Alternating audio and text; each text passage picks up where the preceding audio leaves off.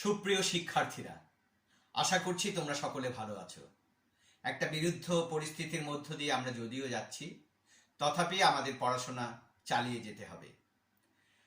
আজ বাংলা বিষয়ে দ্বিতীয় পত্রের ব্যাকরণ অংশ থেকে আমরা আলোচনা করব। প্রথমেই আমরা দেখে নিই একটি গানের কথা। আকাশ দেখি, মাটি দেখি, দেখি সবুজ বন। আকাশ রঙিন, মাটি রঙিন, রঙিন আমার মন। ফুল ফুটেছে গাছে গাছে, ফুলের ফোঁটা বনে। ফুল ফুটেছে হেসে হেসে তোমার আমার মনে। এখানে কতগুলো শব্দের নিচে আমি লাল দাগ দিয়েছি। এই শব্দগুলো দ্বৈত শব্দ, অর্থাৎ দুটো বা তিনটা শব্দ মিলে একটা শব্দে পরিণত হয়েছে। যেমন আকাশ দেখি, আকাশকে দেখা। সবুজ বন, সবুজ যে বন। তোমার আমার, তোমার এবং আমার। তোমরা নিশ্চয়ই বুঝতে পেরেছ ব্যাকরণের কোন অংশ আমরা আলোচনা করব। আজকে আমরা আলোচনা করব ব্যাকরণের ষষ্ঠ পরিচ্ছেদের তৃতীয় অধ্যায়, সমাস। সমাসকে আমরা একটা বহুমুখী কারখানার সাথে তুলনা করতে পারি। বহুমুখী কারখানায় যেমন একই সাথে অনেক বিষয় উৎপন্ন হয়, উৎপাদন হয়, ঠিক সেই রকম নানাভাবে এখানে শব্দ তৈরি হয়। এবার আমরা একটা মডেল দেখতে পারি। আসো আমরা একটা মডেল দেখি। এটি একটি বহুমুখী কারখানার মডেল। এখানে অনেকগুলো বিষয় উৎপন্ন হয়। এবার এই বিষয়গুলোকে যদি, জিনিসগুলোকে যদি আমরা সমাসের মতো ধরে নিই, সমাস হিসাবে ধরে নিই, তাহলে আমরা ধরো এই কারখানায় তৈরি হচ্ছে দ্বন্দ্ব, এখানে তৈরি হচ্ছে কর্মধারয়, এখানে তৈরি হচ্ছে তৎপুরুষ, এখানে তৈরি হচ্ছে দ্বিগু, এখানে অব্যয়ীভাব, এই রকম। এই যে অনেকগুলো বিষয় তৈরি হচ্ছে, হ্যাঁ, ঠিক সমাসও এইভাবে তৈরি হয়। এখানে আমরা বহুবিধি সমাসকেও দেখতে পাচ্ছি। তো যাই হোক, সমাস হচ্ছে এরকম একটি বহুমুখী কারখানার মতো। আমরা এবার আসো সমাস বিষয়ে আমাদের প্রথম আলোচনা, যে সমাস আসলে আমরা কিভাবে বুঝব। সমাস, সমাসের শাব্দিক অর্থ সংক্ষেপণ, মিলন, সংগ্রহ। আমরা বহু পদের একপদীকরণও বলতে পারি। আর ব্যাকরণের দিক থেকে সমাস হচ্ছে যে প্রক্রিয়ায় দুই বা ততোধিক পদ একত্রিত হয় বা এক পদে পরিণত হয়। এই যে এক পদে পরিণত হয়ে নতুন একটি উৎপাদন হয়, নতুন একটি শব্দ তৈরি হয়, সেইটিকে আমরা বলি সমস্ত পদ। সমাসবদ্ধ বা সমাস নিষ্পন্ন পদকে আমরা সমস্ত পদ বলি। সমাস প্রক্রিয়ার মধ্য দিয়ে এই পদগুলো পাওয়া যায়, নতুন শব্দ। এই সমস্ত পদকে যদি আমরা বিশ্লেষণ করি, তাহলে এর মধ্যে অনেকগুলো পদ আমরা দেখতে পাবো। এদেরকে বলা হয় সমস্যমান পদ। সমস্ত পদের অন্তর্গত প্রতিটি পদই সমস্যমান পদ। এই সমস্যমান পদগুলোর আবার প্রথম অংশ, এই প্রথম অংশকে বলে পূর্বপদ, আর পরের অংশকে বলে উত্তর পদ বা পরপদ। সমস্যমান পদগুলোর শেষটি। এই যে সমস্ত পদ তৈরি হচ্ছে সমস্যমান পদ থেকে, এইটিকে যদি আমরা বিশ্লেষণ করে দেখতে চাই কোনো বাক্যাংশ দিয়ে, তখন সেই বাক্যাংশকে বলবে ব্যাস বাক্য, বিগ্রহ বাক্য বা সমাস বাক্য। এখানে বলেছি যে বাক্যাংশ দ্বারা সমস্ত পদের প্রতিটি অংশ বিশ্লেষণ করে দেখানো হয়। তোমরা নিশ্চয়ই সমাসের প্রাথমিক বিষয়টি বুঝতে পেরেছ। এবার আসি সমাসের প্রকারভেদ। সমাসের প্রকারভেদ। সমাসের আমরা প্রধান 6টি বিষয় বলতে পারি বা ভাগ বলতে পারি। দ্বন্দ্ব, কর্মধারয়, তৎপুরুষ, বহুব্রী, দ্বিগু, অব্যয়ীভাব। অনেকে আবার এই দ্বিগু সমাসকে কর্মধারয় সমাসের অন্তর্গত মনে করে, আবার কর্মধারয় সমাসকে অনেকে তৎপুরুষ সমাসের অন্তর্গত মনে করে। সেই হিসাবে সমাস মূলত 4টি, কিন্তু আমাদের প্রধান সমাস 6টি। এছাড়াও অপ্রধান সমাসও রয়েছে। দ্বন্দ্ব, যে সমাসে প্রত্যেকটি সমস্যমান পদের অর্থের প্রাধান্য থাকে। এই দ্বন্দ্ব সমাসের মূল বিষয় হচ্ছে সমান, অর্থাৎ এর পদগুলো সমান হবে, বিভক্তি সমান হবে এবং এর অর্থ প্রাধান্য সমান হবে।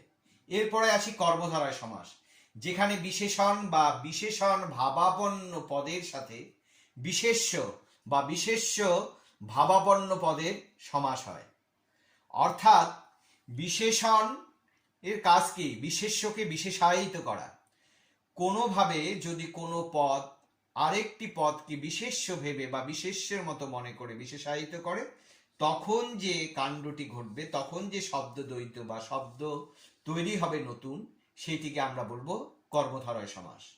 তারপরে আছে তৎপুরুষ, পূর্বপদের বিভক্তি লোপ পেয়ে যে সমাস হয় এবং পরপদের অর্থ প্রাধান্য থাকে।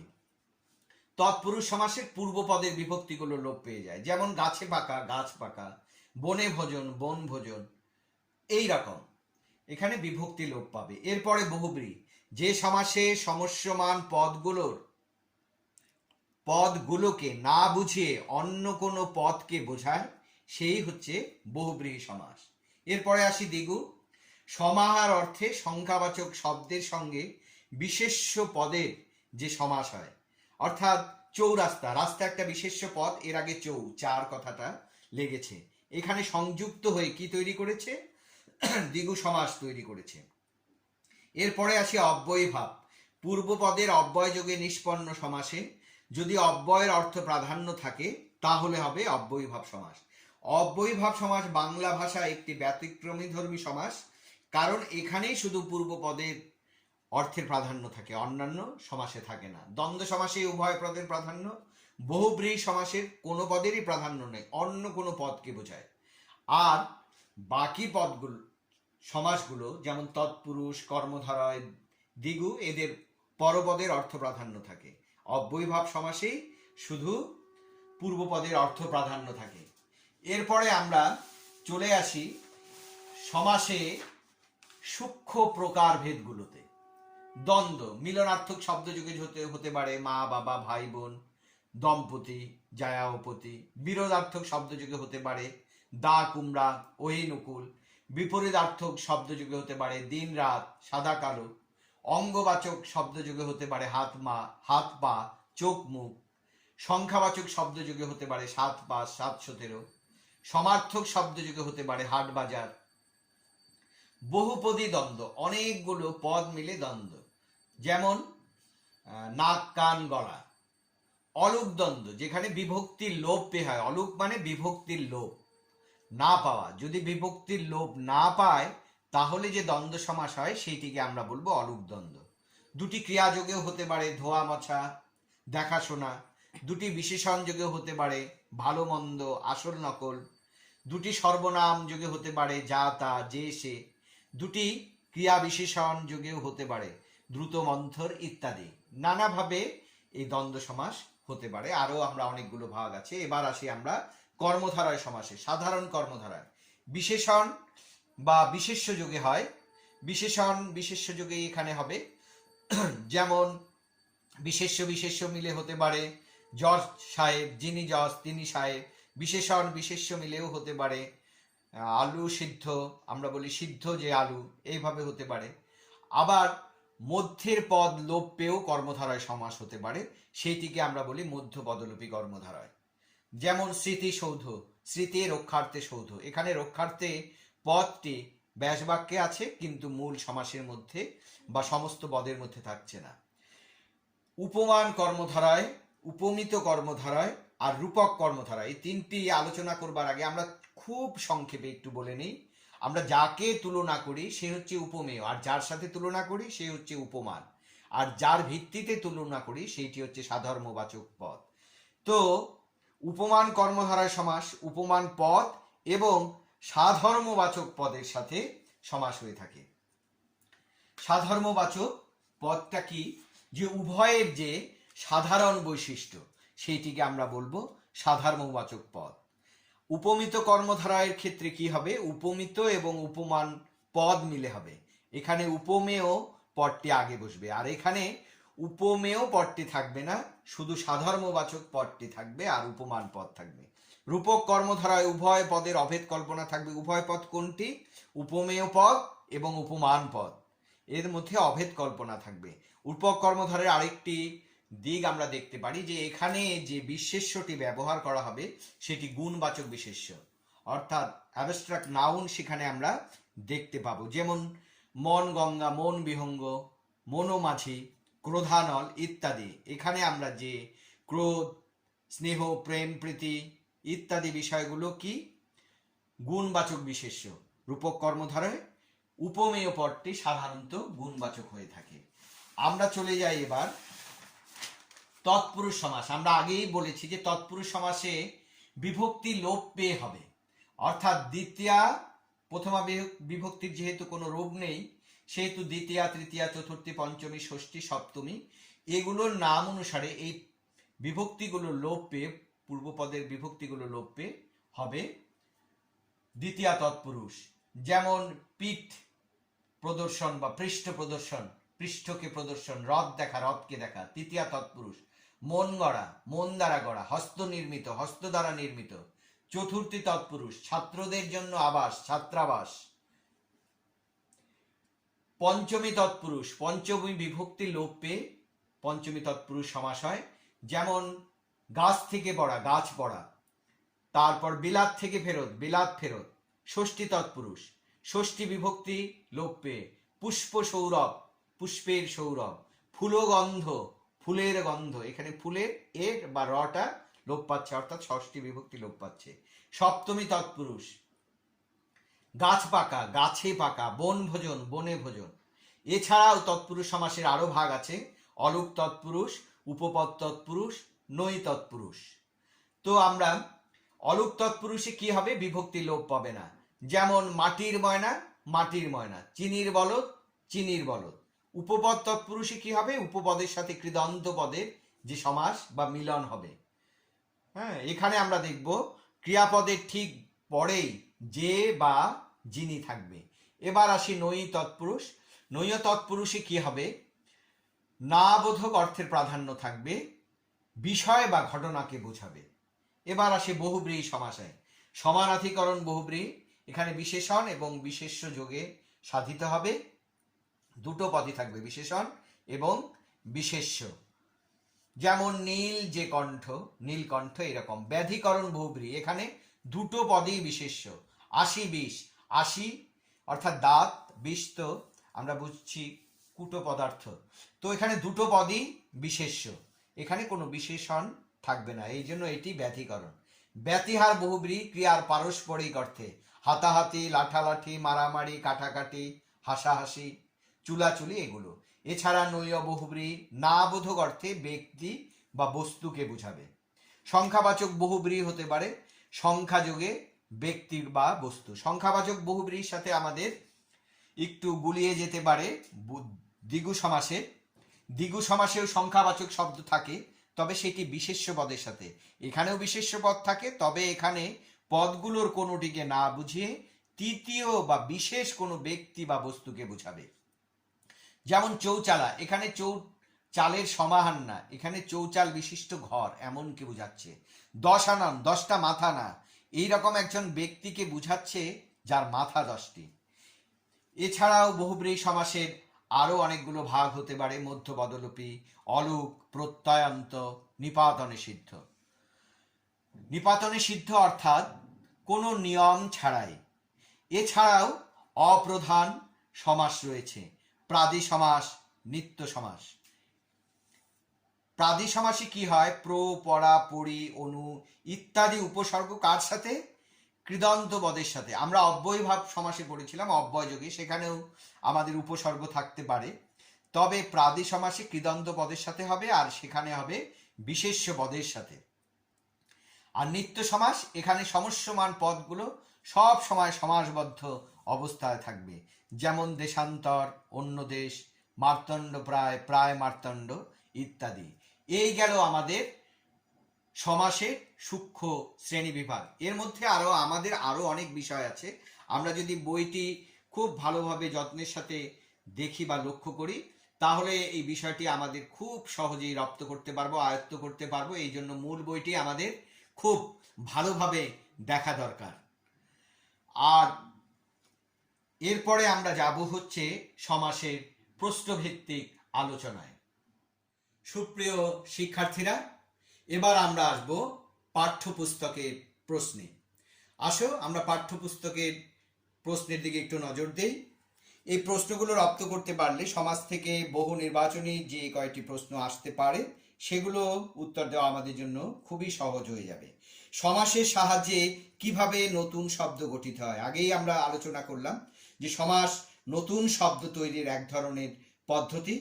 এরপরে বলেছে বিশেষ্য, বিশেষণ পদের এবং বিশেষণ ও বিশেষ্য পদের কর্মধারয় সমাস।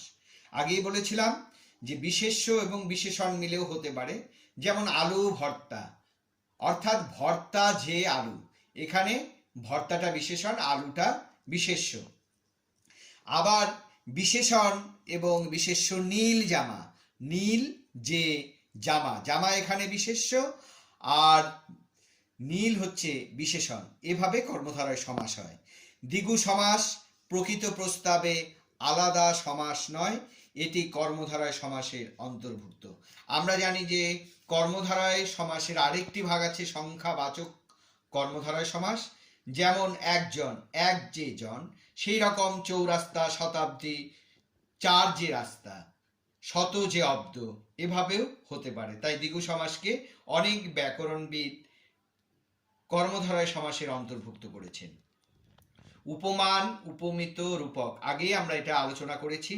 উপমান পদ অর্থাৎ যার সাথে আমরা তুলনা করি, উপমেয় পদ যেখান থেকে উপমিত হয়, উপমেয় পদ যাকে তুলনা করি, আর উভয়ের মধ্যে যে সাধারণ বৈশিষ্ট্য থাকে সেটি সাধর্মবাচক পদ বলা হয়। আর অন্যদিকে আছে আমাদের রূপক। রূপক আমরা বুঝছি যে একটি প্রতীকের আড়ালে অন্য কিছুকে বোঝানো।